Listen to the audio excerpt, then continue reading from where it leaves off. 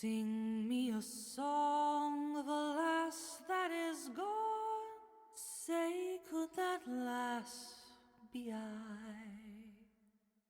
Mary of soul, she sailed on a day over the sea to sky.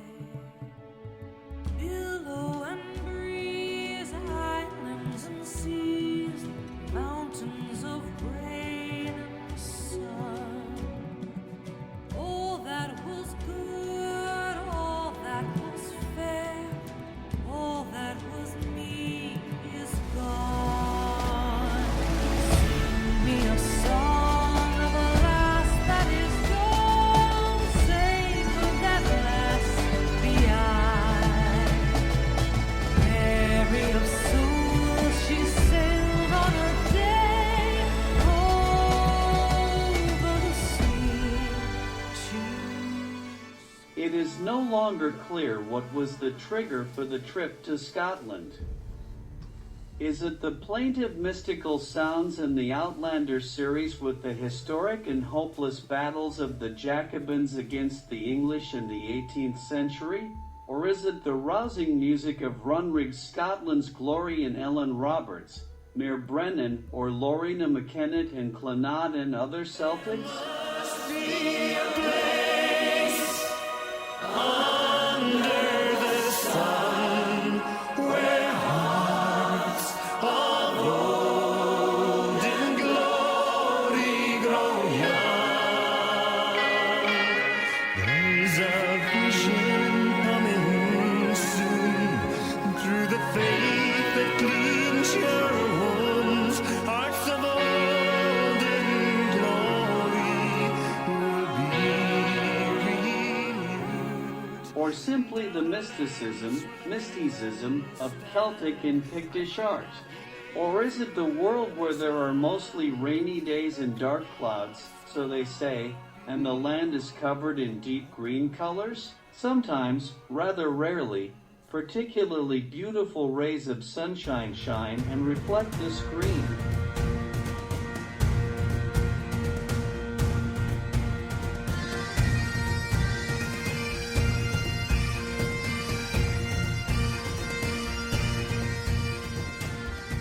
Or is it this multitude of castles behind which there is always a story, often with hauntings and ghosts, like the capital of Scotland, Edinburgh?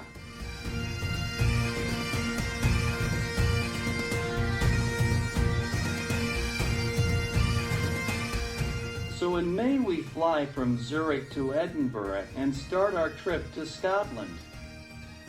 In addition to culture and mystical nature, the core will be the NC 500, the North Coast 500 miles.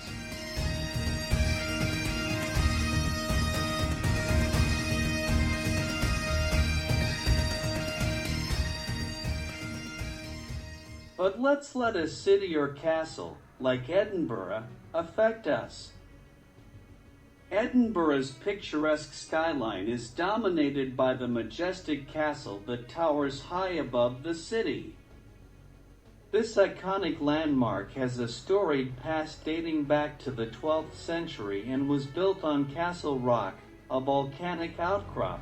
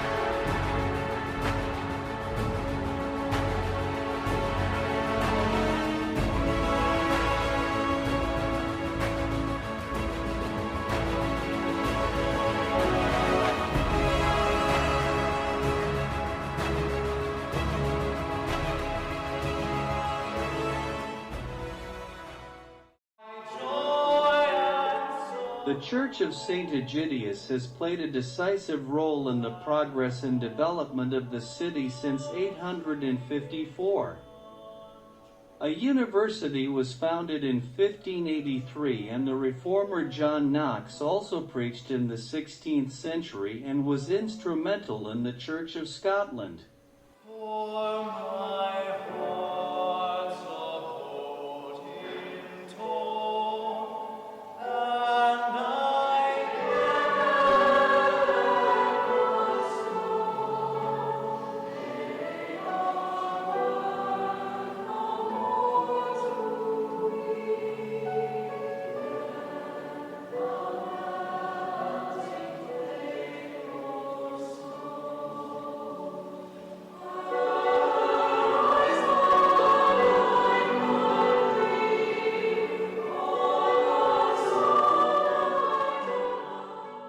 We are impressed by the mixture of old and the traditional combined with the lively, which we know from Marburg or Constance. Only here there are always these grey solid stone buildings, the mysticism of Scotland.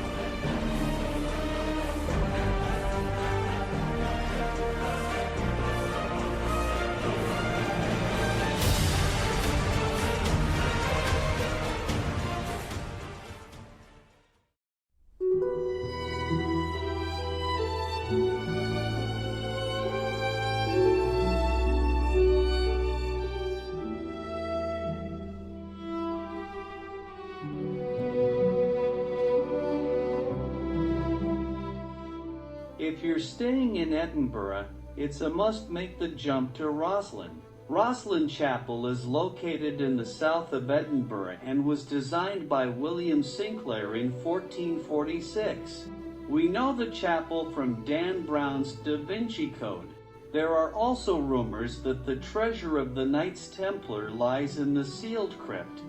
Some of the Knights Templar managed to escape to Scotland in 1307.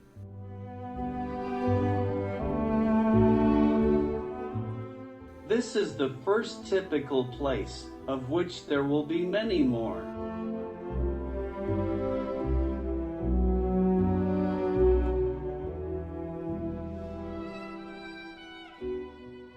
We end this day at the Old Chain Pier in the east of Edinburgh.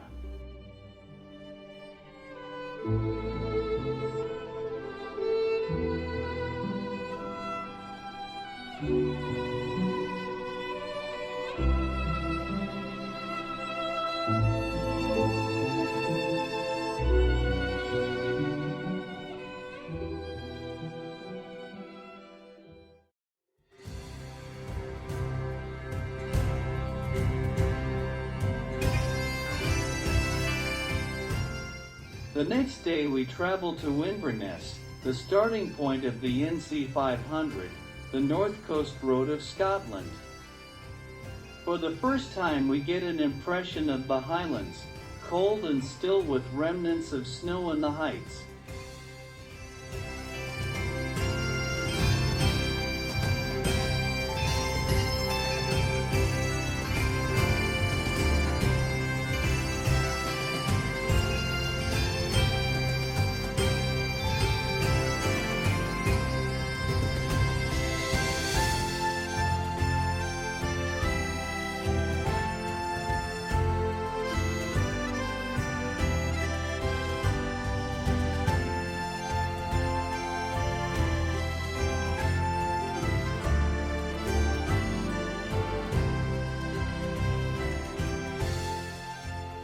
Shortly before Inverness, we turn right onto the Battlefield of Kaden, the battlefield of Scottish identification. Now we are deep in the Outlander again. On April 16, 1746, the battle between the Jacobites and the English took place here on the moor and ended with the crushing loss of the Scots.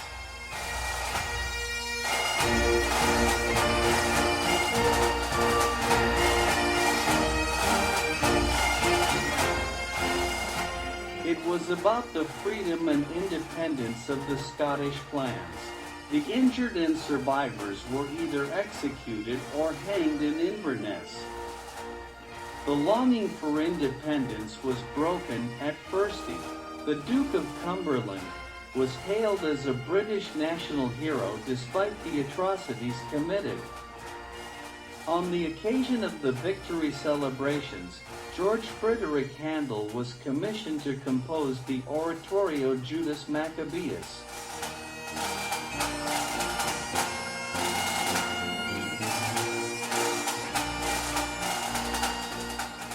We end this day in Lewiston at Loch Ness. Of course, we are waiting for the monster this evening, unfortunately unsuccessfully, but with a very good meal and the appropriate bear.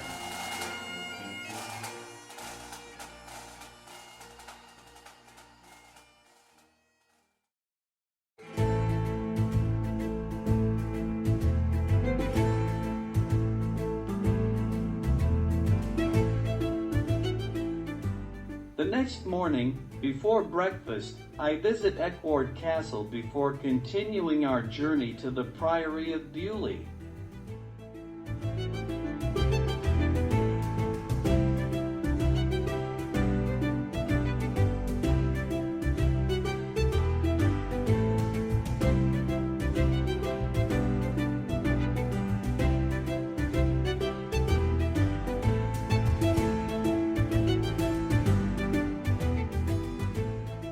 The priory was founded around 1230 as a Cistercian abbey.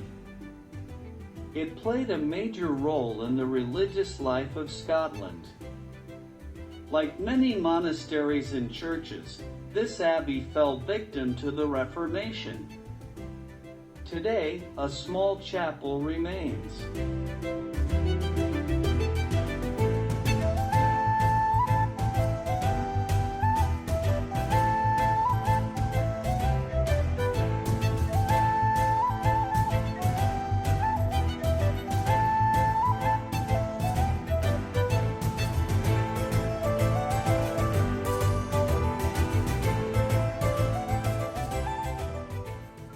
Not far from Beaulieu is the Singleton Distillery in Murrayvord. It's quite remarkable what you can spend on a bottle of whiskey.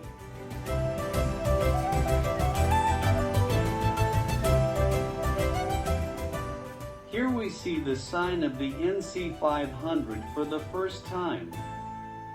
The road is still big and wide, but that was about to change.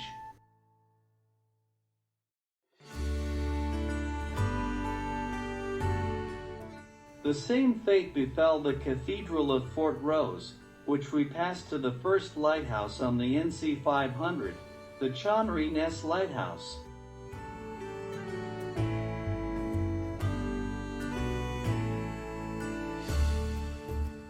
Such lighthouses always have something magical about them, as they are generally located in a very exposed place where they are exposed to wind and weather. We enjoy the view back to Inverness. For the first time, we feel Highland. This lighthouse has been doing its job since 1846, probably always with the same person as guardian, who now guards the tower as a ghost. It has to be like that up here.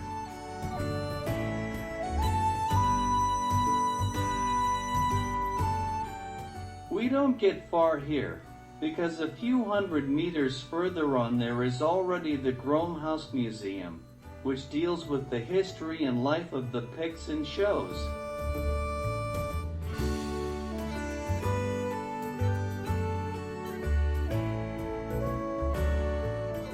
The Picts were so called by the Romans mainly in Caledonia, i.e. the eastern part of Scotland, but presumably for the entire inhabitants of Scotland at that time.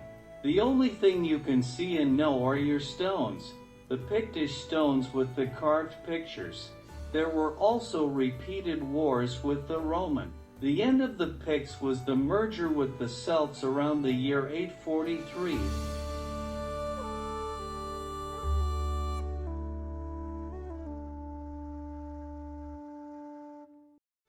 Our destination on this peninsula was actually Cromarty and take the ferry. Unfortunately, the ferry is out of service, so we drive back along the impressive coast and cross over the Cromarty Bridge back to the mainland in the direction of Dorna, our destination for the day.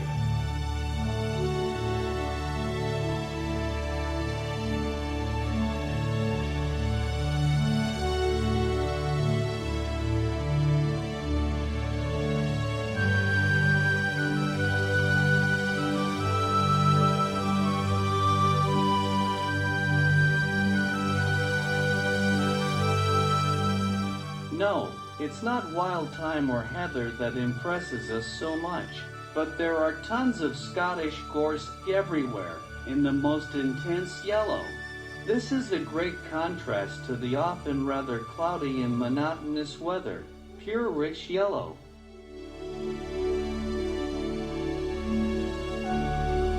Opposite Tornac is the Tabbat Peninsula with the Tabbat Ness Lighthouse. It was built around 1830 and is the third tallest lighthouse in Scotland at 53 meters.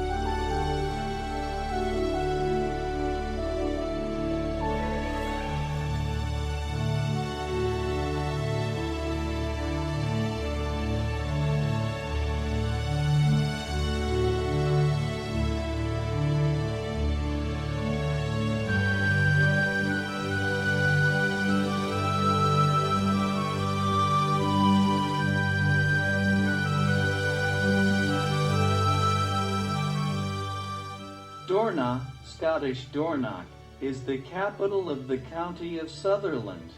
Eward Castle ultimately dates back to the 12th century. However, it was rebuilt after the fire around 1570 and is our hotel for the night.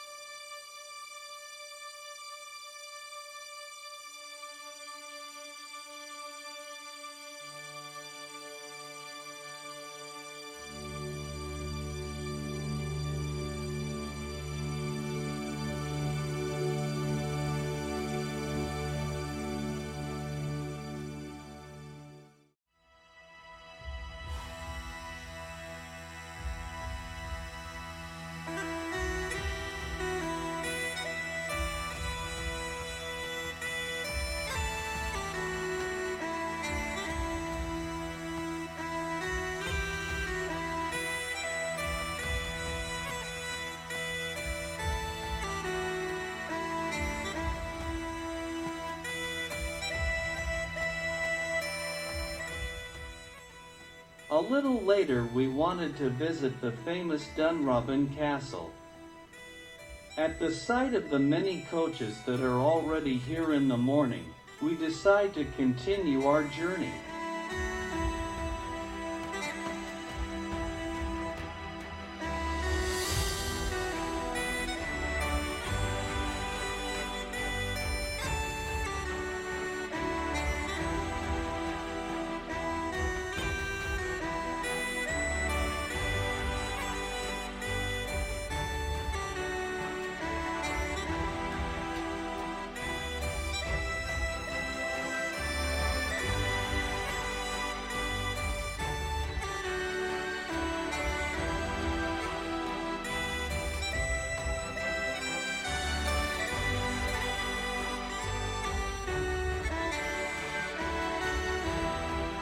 The Hill o' Many Stanes, Scots, is the largest and best preserved multi-row stone setting in County Caithness in northeast Scotland. Thoughtfully we circle the Grail and then drive north to Wick.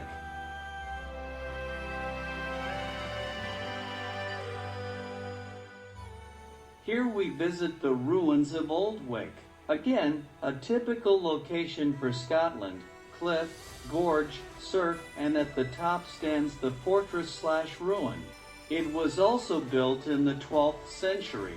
Later it was the fortress seat of the Sinclair family. Above all, this small canyon that separates the castle from the cliff is mystical. The waves crash harshly against the cliffs below the castle, and with every blow the small voice of those who have died here is drowned.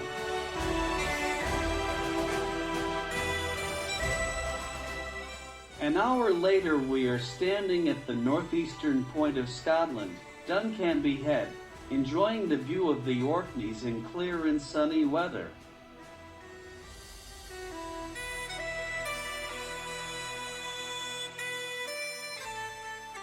I will treat myself to this picture again tomorrow morning. Now we drive to the hotel not far from here, where a friendly woman welcomes us warmly in good English. In general, this hotel is worth a single recommendation.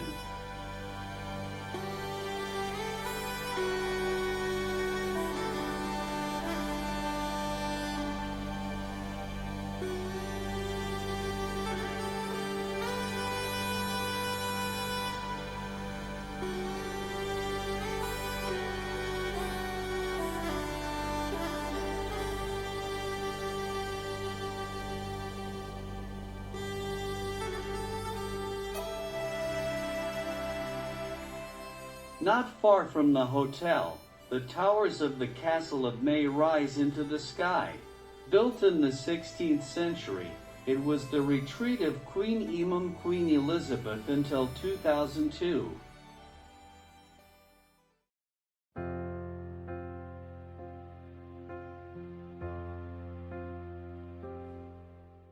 The next morning, the usual Highland clouds are back. I take a short trip back to Duncanby Head and let the impressions of this mystical northern atmosphere sink in.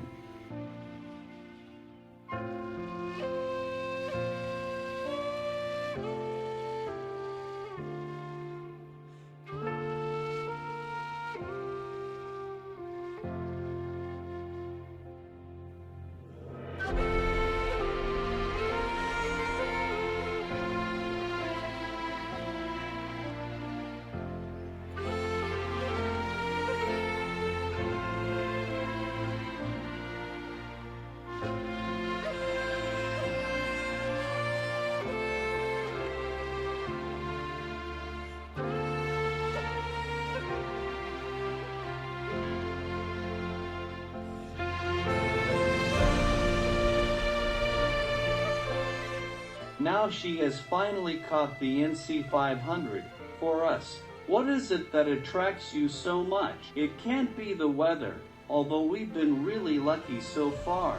Is it the green, the wild, the moment crying out for freedom? Is it the unreal, the mixture of the spirit of the past and the rustic, the small streets, the dear people, all just little white houses? It's hard to say, because there are no real mountains for us, but nevertheless the Highlands radiate something that is difficult to describe, and it's only just beginning with the wildness, or so they say.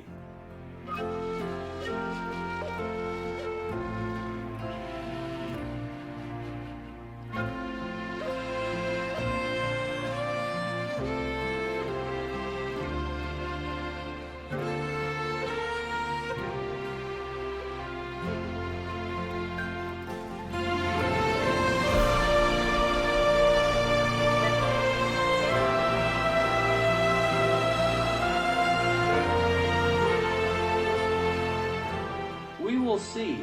First we will visit the next lighthouse, the Dunnet Head. This tower has watched over the northernmost point of Great Britain since 1834.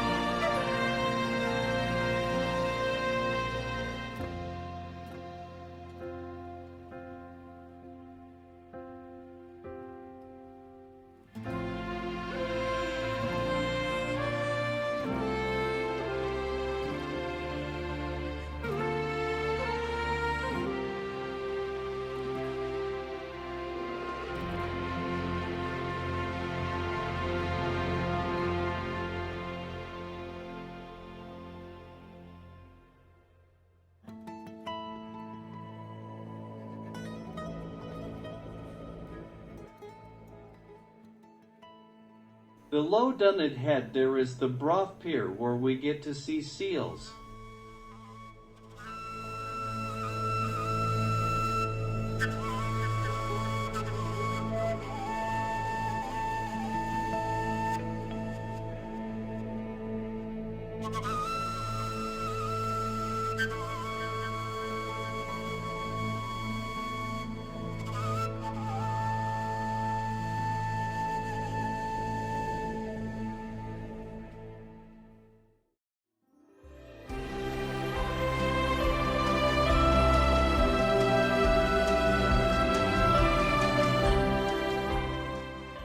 We pass gorse forests and groves until our road finally becomes a single lane at Betty Hill.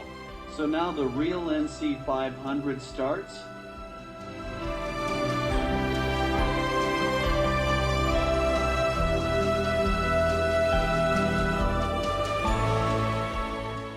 And again the same pictures, either the loneliest sandy beaches with green down to the water or the lonely white houses somewhere on a green meadow on the coast. Simply impressive, simply northern Scotland. You fight your way from alternate bay to alternate bay without any time or stress. Nevertheless, I now have the idea of doing this entirely with my GS 1200. Which could bring out a completely new feeling for Scotland.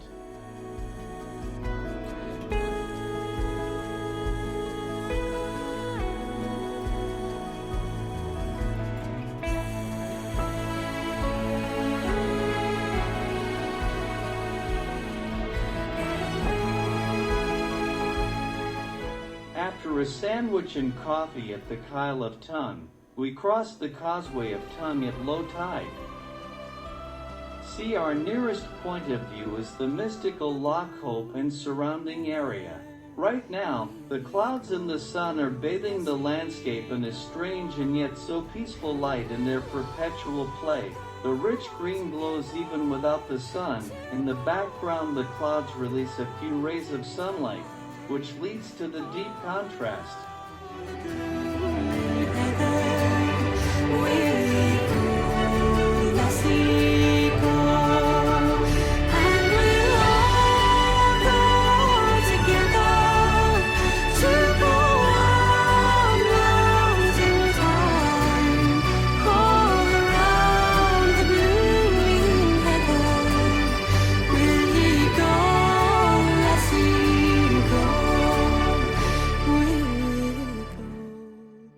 The winding road now bends its knees and descends to Loch Arable, circles it and climbs again on the other side. But there is the house of Lotte Globs, who unfortunately is not there.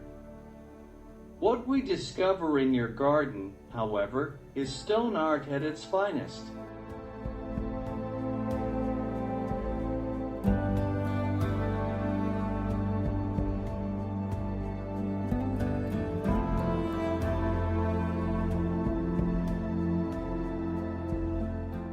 We enjoy the view of Durness Beach and its sandy beaches before ultimative and endless rain sets in.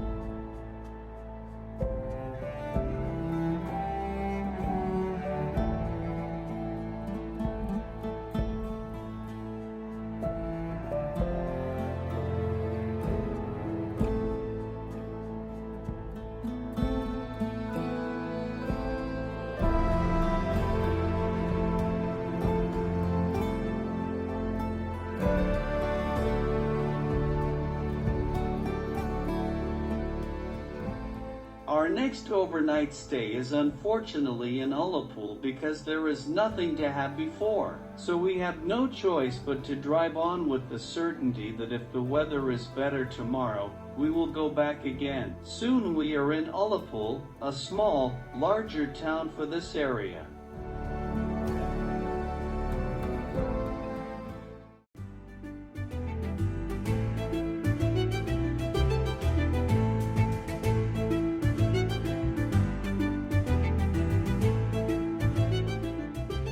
The next morning is great Scottish weather. So, we drive back to Loch Luren to take a closer look at Edinburgh Castle and Calda House. What is the story behind this?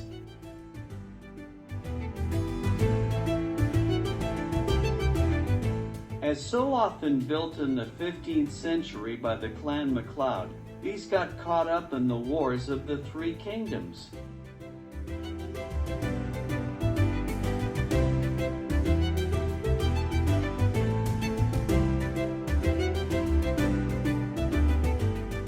Then, in 1652, the Mackenzies took over the castle and built Calda House next to it as a much more comfortable house to live in.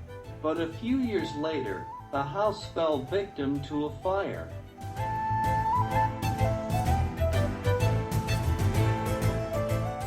On the way back south, we passed the Knocken Crag Geopark. It represents an outcrop within a thrust zone. The terrain is an educational trail and also offers a very nice view against the Culmore, which with its 850 meters of altitude is one of the very high mountains here.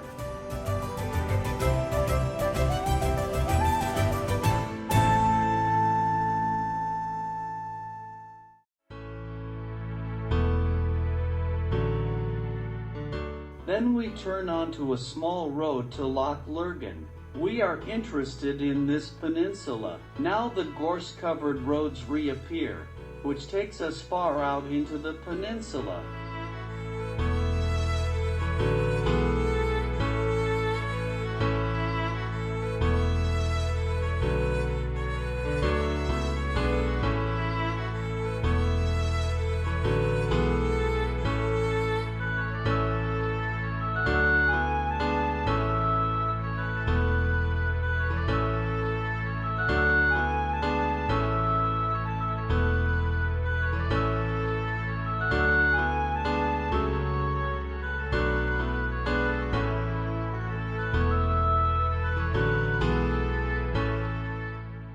Great moods influence us until we arrive at the end of this world and reef.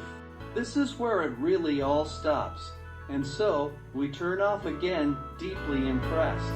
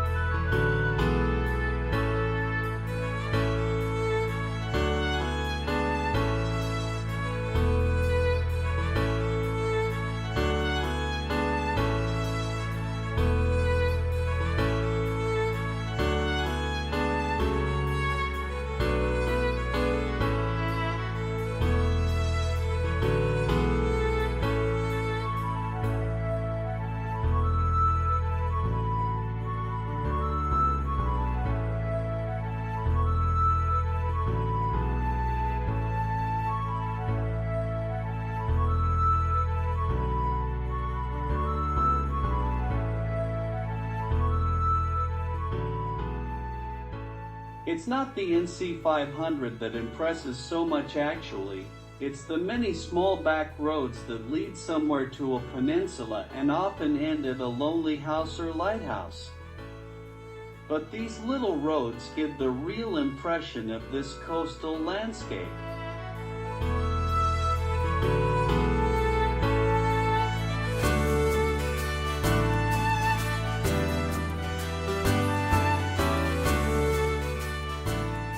We come back to Ullapool and continue south. Suddenly, we find ourselves in the deepest forest of sequoias. Yes, that's right. They're all sequoias here in Scotland, and in the middle of it all an exhibition of local jewelry making.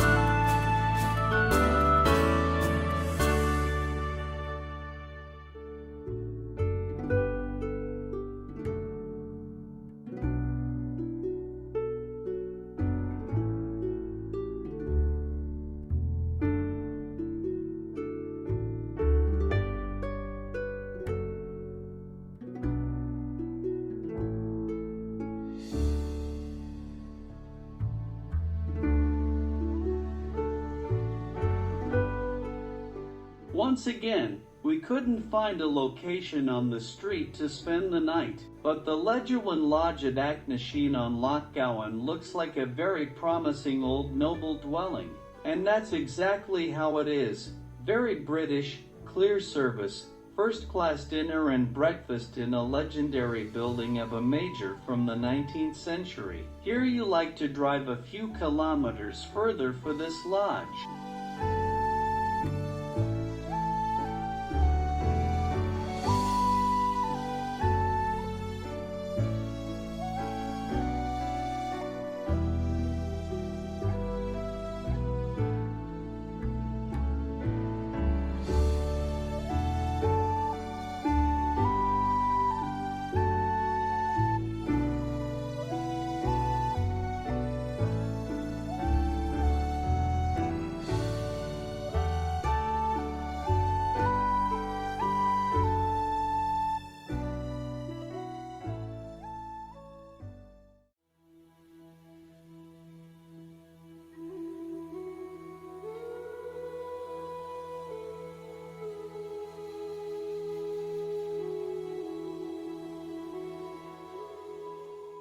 The next morning, we drive back to the A832, past Loch Glascarnock. We also want to visit the Corrie Gorge, which has a spectacular suspension bridge with a deep view.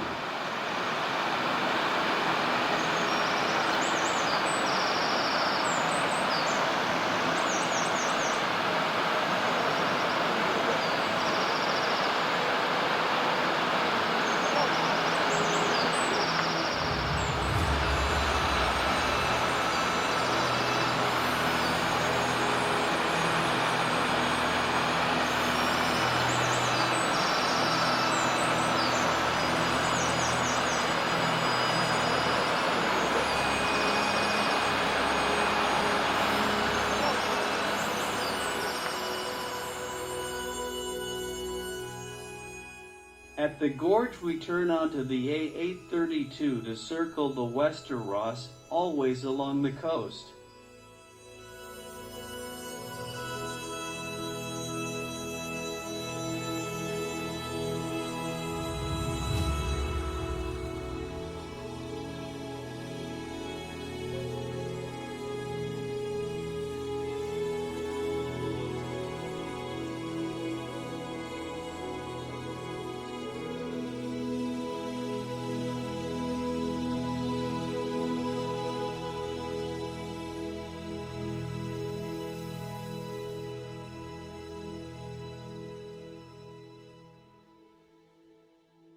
It is the fascinating views down to the bays with the rapidly changing weather that attracts us so much. This panorama's road goes all the way to Gairlaw, a small illustrious town.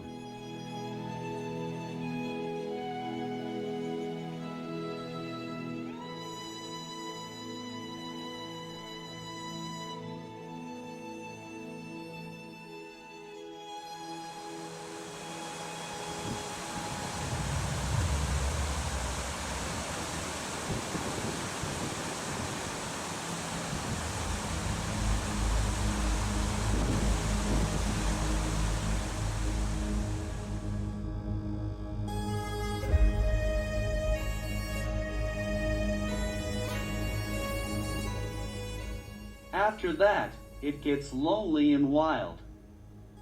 The road winds through a valley until we stand in front of Loch Marie and are seen by wild Scottish cattle.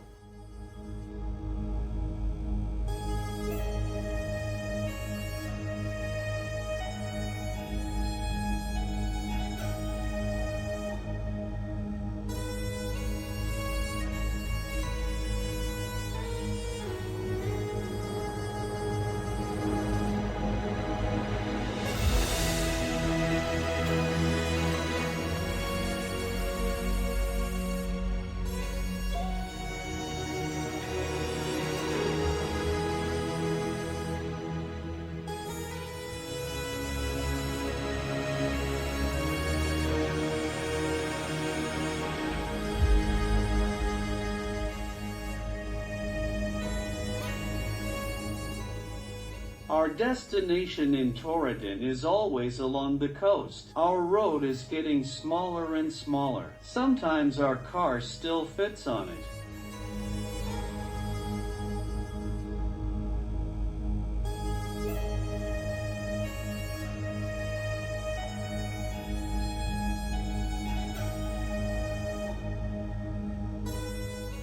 Then we are on the west side of the inner sound opposite the Isle of Rona and beyond it the Isle of Skye. A great view now surrounds us, no more narrow bays. This goes as far as the legendary village of Applecross.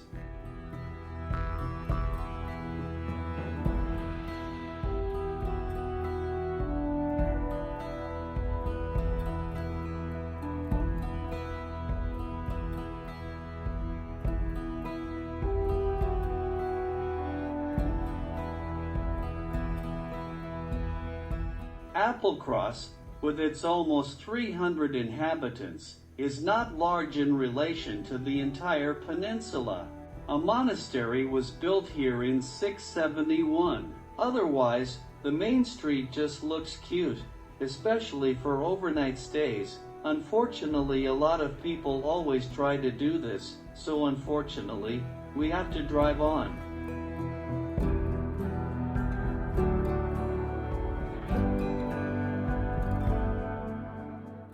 It is here in Applecross that the dangerous and terrible road to Applecross Pass begins. Maybe we ride too much in the Alps, but in just under 30 minutes we do the few meters of altitude. At over 700 m above sea level, we enjoy the great view of the Isle of Skye in stormy weather.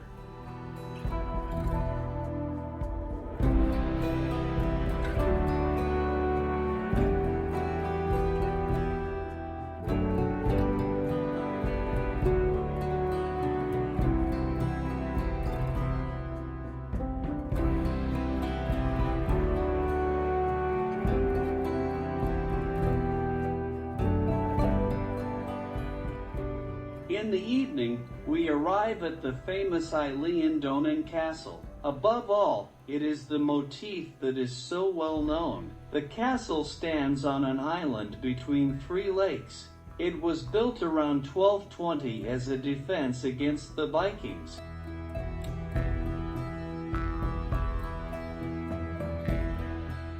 On this day, we drive to Fort William and on to One to our hotel.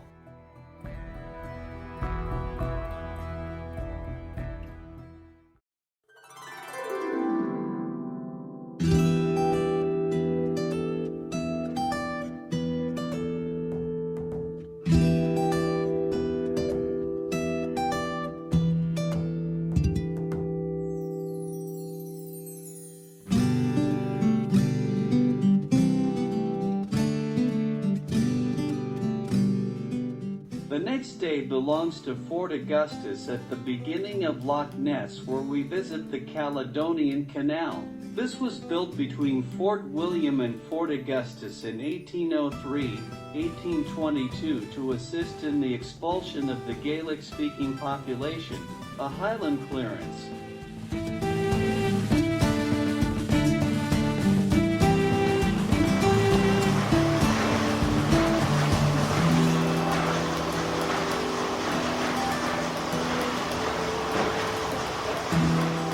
Interesting for us is the loch in the village.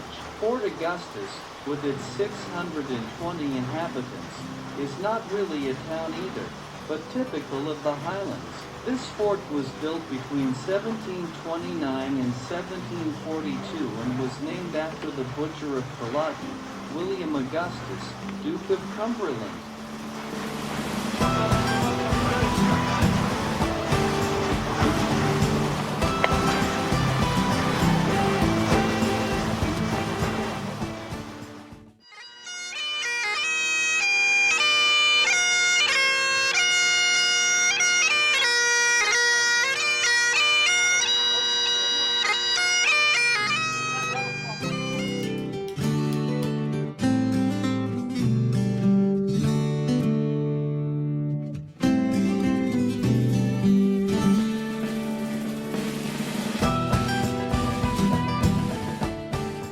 until 1856, Fort Augustus was used for military purposes. In 1890, the construction of the Abbey Church began. Already in 1998, the Benedictine Abbey was abandoned.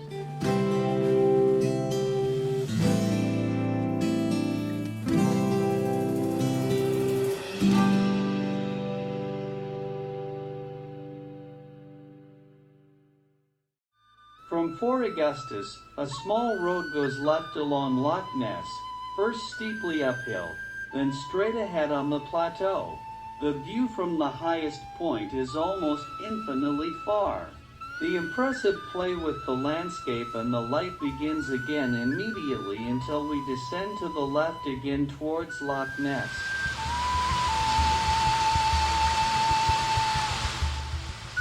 We stop briefly at a small waterfall, the Falls of Foyer.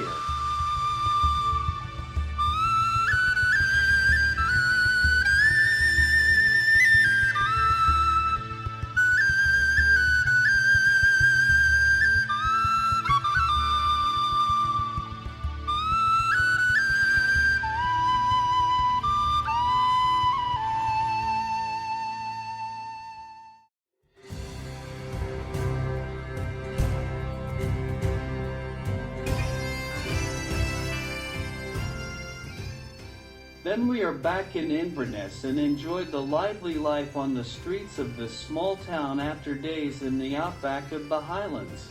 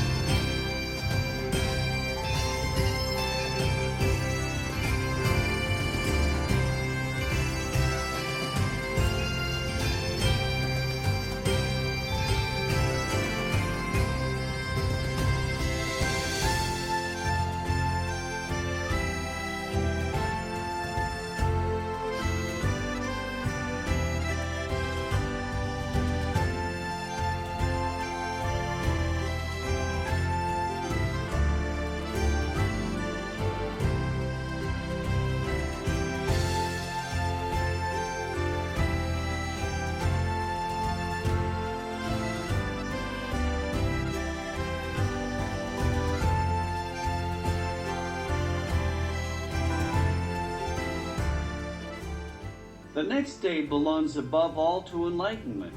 Today we will find out whether the obelisk of Clava Cairns has mystical powers or not.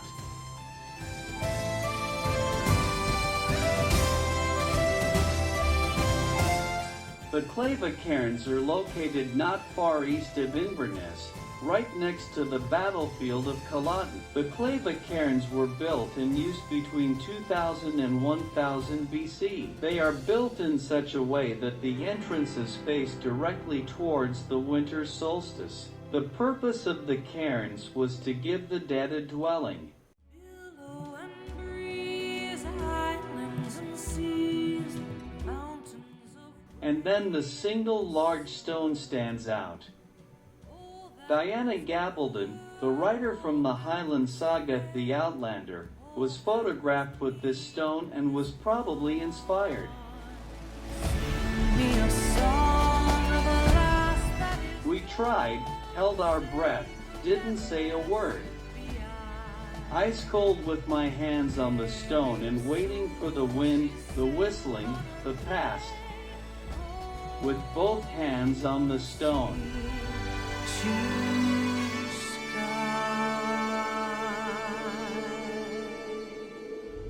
Now that I'm showing this show, it probably didn't work out, because I'm still in the harsh reality. But the transcendent, the mystical is around us, perhaps also because it is completely sunny today, something unusual today.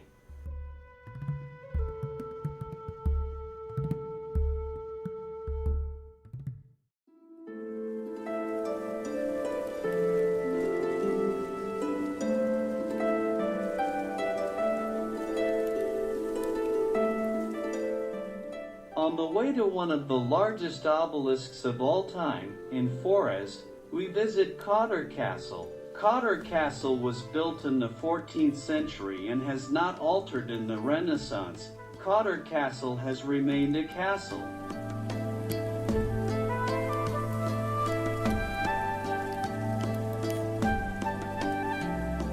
Since the 14th century, an impressive amount of stylish furniture has accumulated.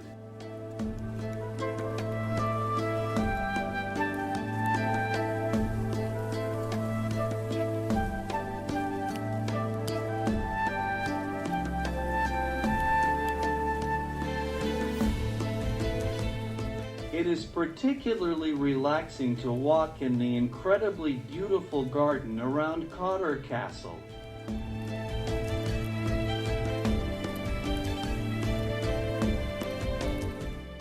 From myhighlands.de we learn, I wish the poet had never written his damned play. The poet we are talking about here is none other than Shakespeare and the play Macbeth. And the man who was carried away by these angry words was the 5th Earl of Cotter. He was annoyed by the constant intertwining of his castle and his family with the play Macbeth.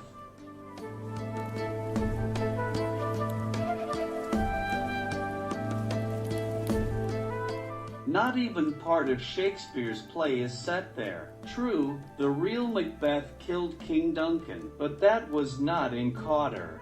And it wasn't a dastardly murder either.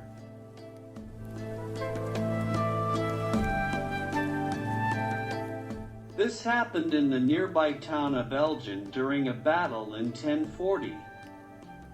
From then on, it took another 300 years for Cotter Castle to be built at all.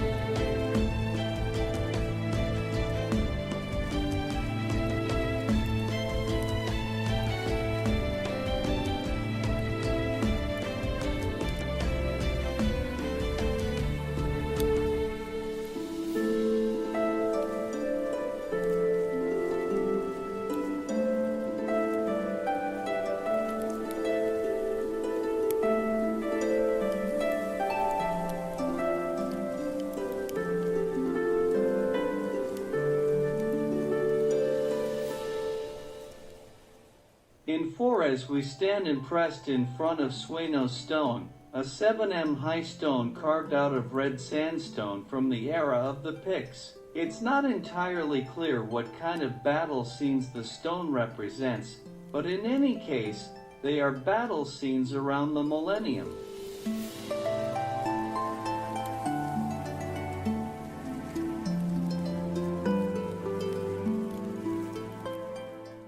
Our day trip takes us past the church ruins of Kinloss Abbey to the small promontory of Baghead and then visit Elgin Cathedral in the evening light.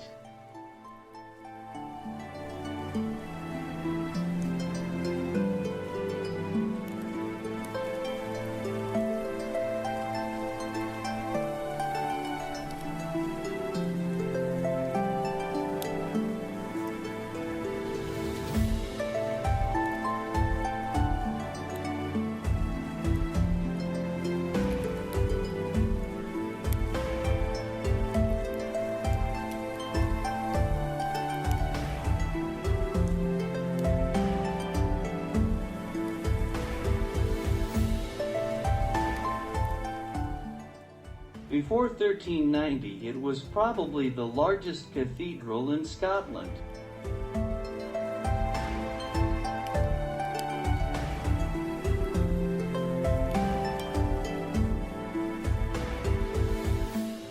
No, it wasn't the Reformation that put an end to it. It's about the Wolf of Badenoch, Alexander Stewart. He wanted to separate from his wife, but the Bishop of Moray refused. This was too much and enough for Alexander, so that he burned down the cathedral around 1390. It is said that after that, around 1394, he played a game of chess with the devil himself. Afterwards, he was found dead in the hall of his castle.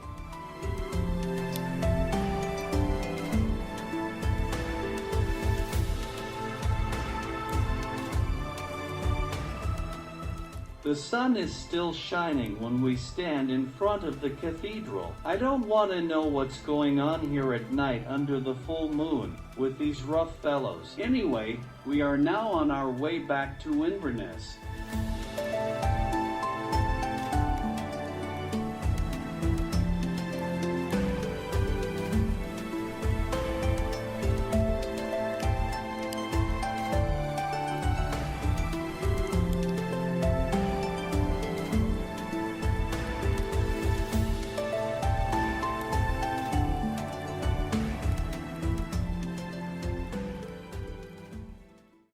Our last day in the north belongs to Fort George, which was built as a threat against the Highland clans. It was built after the Battle of Culloden in 1746 to enforce reprisals against the Scots. To this day, the fort is used for military purposes by the Black Watch Regiment.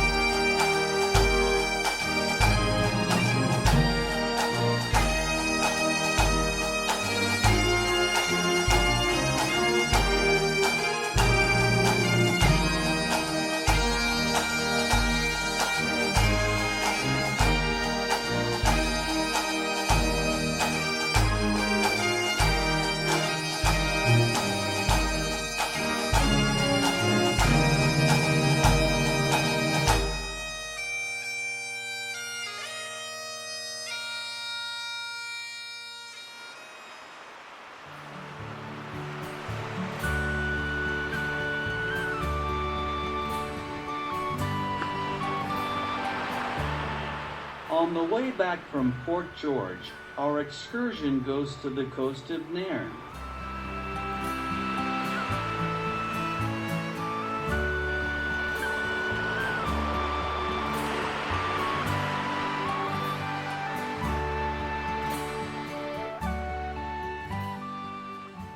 She was one of the last fishermen's wives. Her name was Annie Ralph. It depicts the hard life of yesteryear.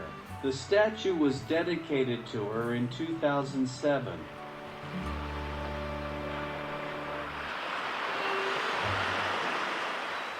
We enjoy the beach before we finally drive back to Inverness and start our journey south to Glasgow.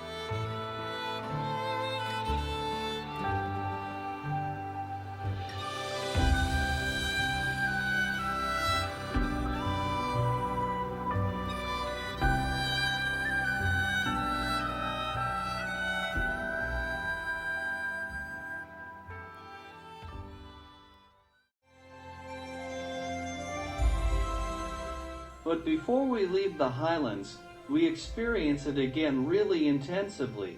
Since the N9 is closed shortly after Inverness, we fortunately have to choose another way. This leads us far and far Loch, once again into the wilderness of the Highlands on the heights and into the valleys.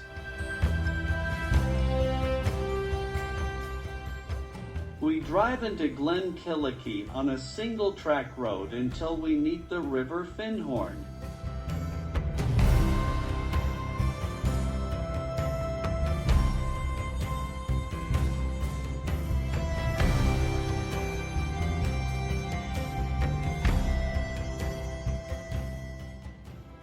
Following this, we meet the A9 south again at Tamatin.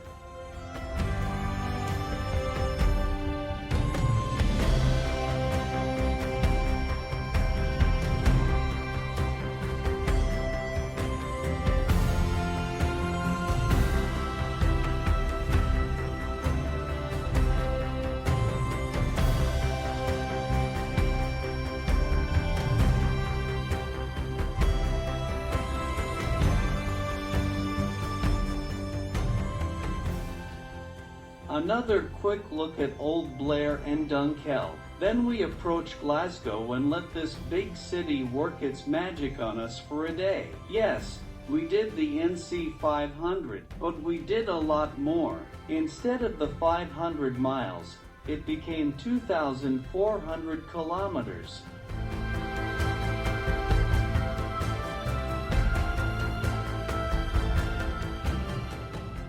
We were lucky that it had never rained except for one day. The sun was sometimes there.